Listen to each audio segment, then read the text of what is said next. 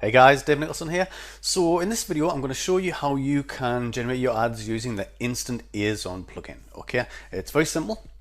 So once you've got the InstantAzon plugin installed, if you click on the left-hand side navigation here, you'll see InstantAzon, and then it'll take you to where you can enter all of your settings. Okay, now we've specifically designed this to be very, very simple to use, so you won't find any problem at all in putting your details in here. I'm not going to go through every single individual setting because they're mostly self-explanatory, just simple things. But I'm going to show you, run through them, skim through them here, and show you all the most important ones. Okay, so the first thing, your JVZoo affiliate ID. You only need this if you want to include the powered by InstantAzon link, which will be placed below the ads. What that does there is that provides a link back to InstantAzon through your affiliate link. Okay, so anybody clicks on that and they go and buy InstantAzon, you get a commission. So you can click the link there to go and request to be approved. And once you're approved, just put in your JVZoo affiliate ID in here. So let's say, for example, it was 12345. Obviously that's not yours, but if that's what your ID was, put it in there like that, and make sure that checkbox is checked to include the powered by link. Okay, so Amazon Associates ID. Okay, if you haven't already got an Amazon Associates ID, you can click the link and go and get one. Basically, once you've logged in, it's dead simple. You'll see your Associates ID in the top left hand corner here. Okay, you can also create some tracking IDs if you want to create tracking IDs, but that's all you basically need. You need to grab your Amazon Associates ID and put it in there, just like that. Okay, select which country you want to display ads from. So I'm going to display them from the United States. And product search term. Now you can use product search term and category, or either or. Okay, so you can either just put a product search term in for anything you want. That's on Amazon, or you can select a category. Okay, so for this example, I'm just going to select a category. So I'm going to use DIY and tools.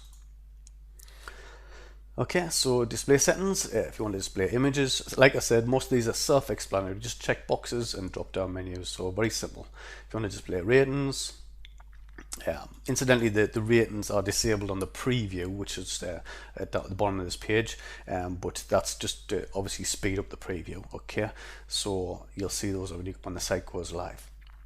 Okay, so columns and rows. Basically, columns is obviously the vertical, so how many columns you want, and rows is horizontal, so how many rows you want.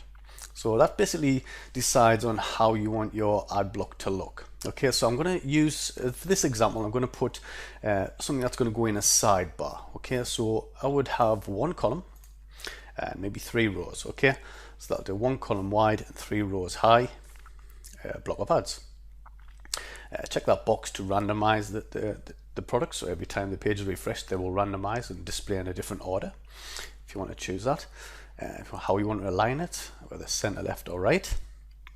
Okay, the main background color. This is the background behind the ads. Okay, so this is like the kind of block that they're all situated in. So if you want to change the background color, you can have a top gradient and a bottom gradient color. Again, self-explanatory. Main border settings. If you want to display a border around your entire widget, you can choose a border. Select the color just from the simple color dropper there.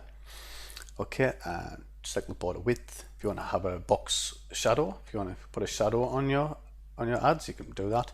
If you want to have rounded corners, so rounded corners are selected by default. I'm just going to leave that selected.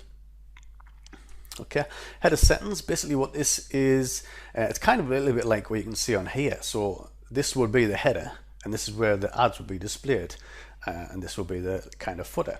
Okay, so if you want to have a custom header section on your ad block, you can just simply check this box, put whatever header text you want in there, change the settings in there to your preference.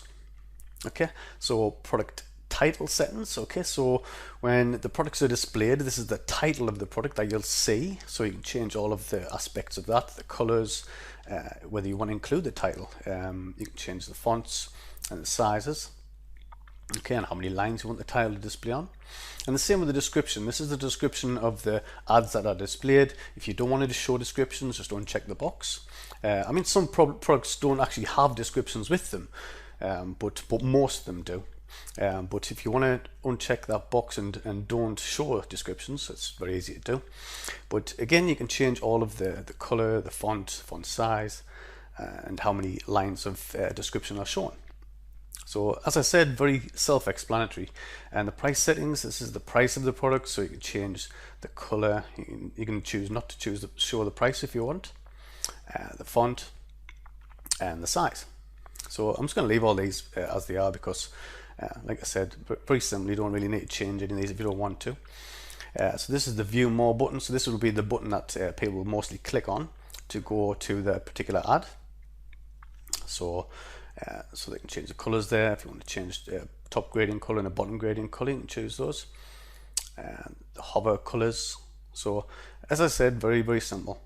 The footer, as I mentioned earlier, if this was your ad block where all this kind of text is here and this is your header, your footer will be at the bottom of the ad block. So if you want to include a footer and have some custom footer text in there, you can choose that.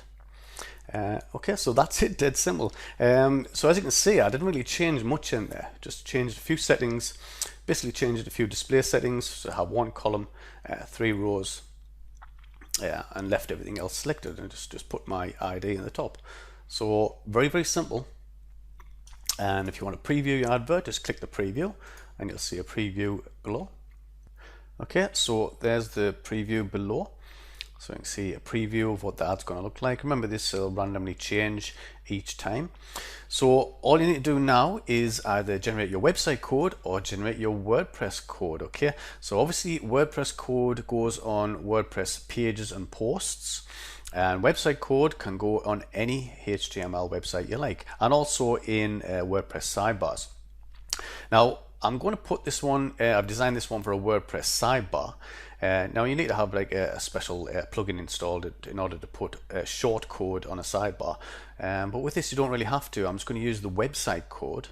Okay, so I'll generate my website code. I'm going to go ahead and copy that, and I'm going to show you what that looks like actually in a website.